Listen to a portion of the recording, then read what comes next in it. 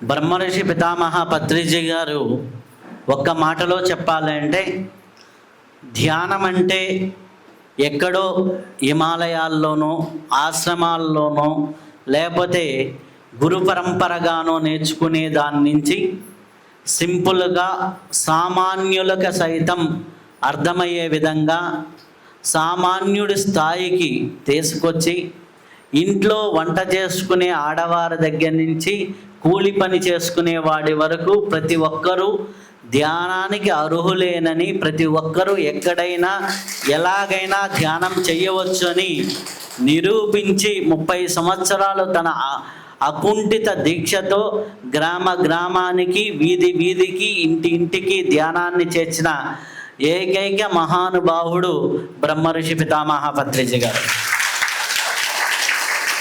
ధ్యానం గురించి చెప్పిన మహానుభావులు ఎందరో ఉన్నారు, ధ్యానం గురించి నేర్పించిన మహానుభావులు ఎందరో ఉన్నారు.